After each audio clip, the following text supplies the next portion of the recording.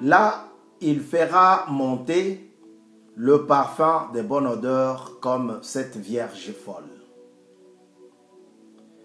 De retour à Jésus. Lorsque l'offrande ou les sacrifices est offert d'un cœur ouvert, l'autel dégage une odeur agréable à Dieu. Comme ce fut le cas de deux frères dans Genèse. L'adoration reflète l'inspiration, une attente parfaite. Le disciple doit faire la différence par son comportement dans ta vie, dans toute ta vie, dans toute sa vie.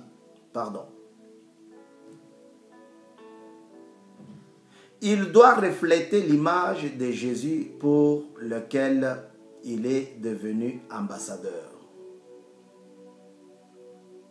Un chrétien doit être capable d'adorer Dieu non seulement par la musique, mais aussi par tout acte qu'il pose.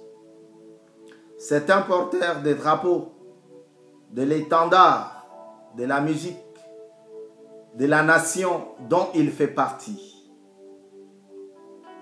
Il est prêt à s'engager dans le service de l'édifice et par tous les moyens avec lesquels il entend exalter le prince de paix. Puisque c'est un enfant de la maison, le chrétien est censé connaître les clés de la bonne porte. Par deux versets, il affrontera les marches de la désolation et des souffrances, alors que la vie devient dure ou compliquée. N'as-tu jamais entendu que la vie n'est pas tout le temps rose?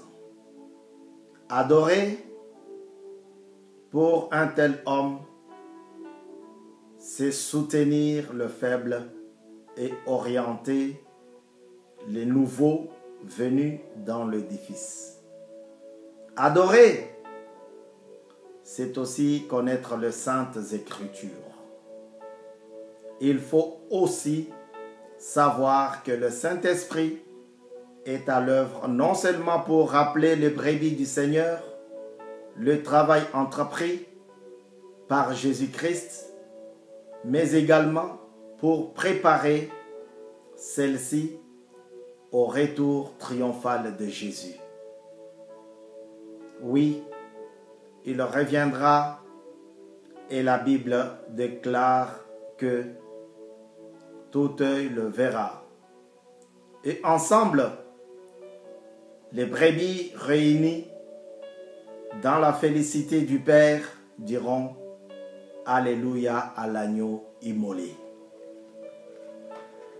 Le travail spirituel de ces bergers consistera à raccompagner le peuple de Dieu à toutes les étapes du culte sans minimiser d'autres.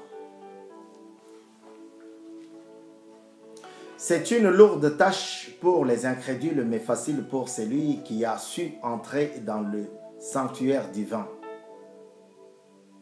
surtout avec amour. Le Saint-Esprit mettra dans sa bouche des mots exacts à l'élévation du grand roi.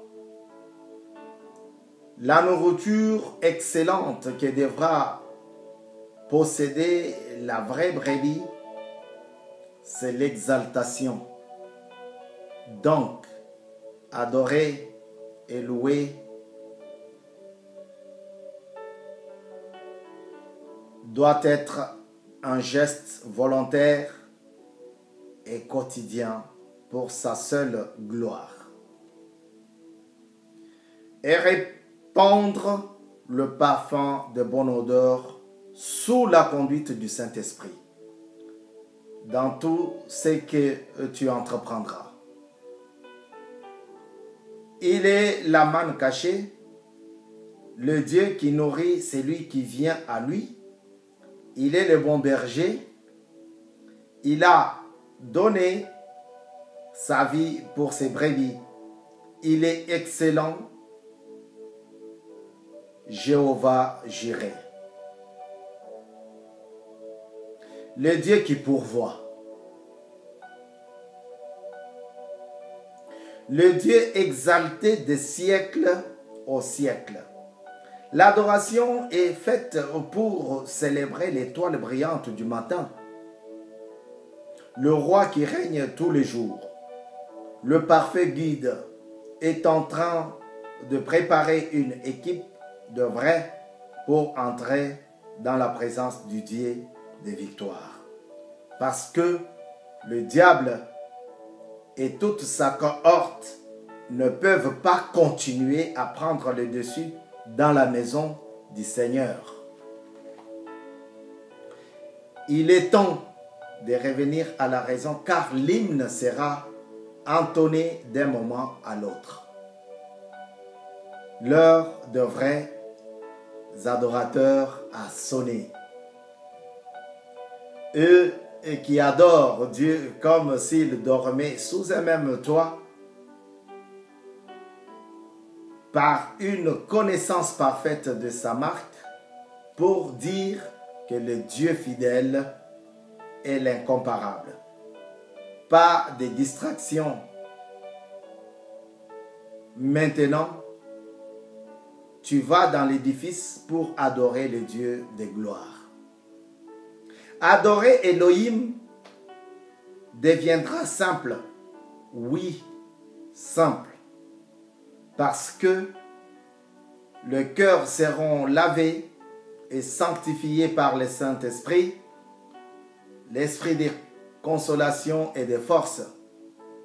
C'est lui qui sonde les profondeurs de Dieu et plaidera pour les élus devant le siège saint du haut de sa bannière. Les élus élèveront de mains pures. Ils danseront pour la gloire de celui qui vit de génération en génération. Ils feront route avec Nicodème et Moïse, sous une musique excellente, comme celle qui nous accompagne ici, avec des tambourins et des luttes, sous les acclamations et accolades de Marie de Magdala et de Lazare. Dieu est fidèle.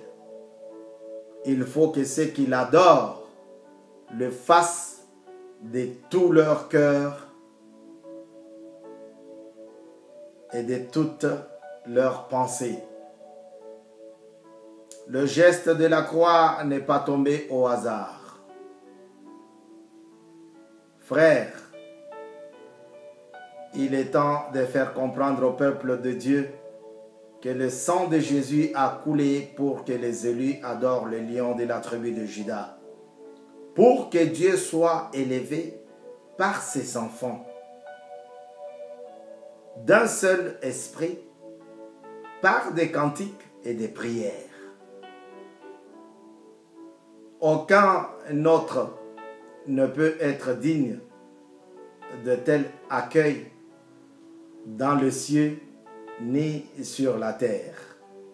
Dieu, le Dieu de bonté, inépuisable et fidèle, et il attend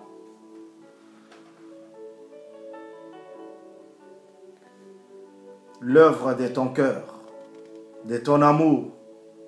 Il est le roi des rois et le maître des temps et des circonstances. Il appelle à l'existence les choses qui n'avaient pas existé comme si elles l'étaient. Il est merveilleux, c'est Dieu et mérite ton adoration et ta louange. Moi, j'aime bien quand Ézéchiel confirme que désormais, Dieu sera en ce lieu. Adorer l'Éternel, Jubor, n'est pas synonyme de fréquenter l'édifice tous les jours, mais c'est se revêtir de la parure divine, de la force inébranlable. C'est se garder, c'est garder sa lampe allumée tous les jours dans l'attente de l'avènement de Jésus-Christ, Fils bien-aimé de Dieu, le Père. C'est avoir pleine confiance dans le Saint-Esprit alors qu'il accueille dans son sanctuaire. Il ne suffit pas d'être un fils du pasteur ou son proche pour adorer les Joshua Hamashiach. L'adoration est l'acte d'un chrétien qui reconnaît la grandeur et la puissance de ce que Dieu a pu faire pour lui. Sachant que l'Éternel n'a pas épargné son Fils unique, il l'a offert pour que celui qui paye de son sang le péché et qu'il n'avait pas commis, être dans la présence de Dieu, c'est vouloir la connaissance parfaite de Dieu. Car c'est là que décide de tout abandonner pour embrasser le pan de vêtements royaux sans honte, même en présence des moqueurs. On n'est pas né enfant de Dieu. Ça, c'est mon père spirituel qui me l'avait répété plusieurs fois.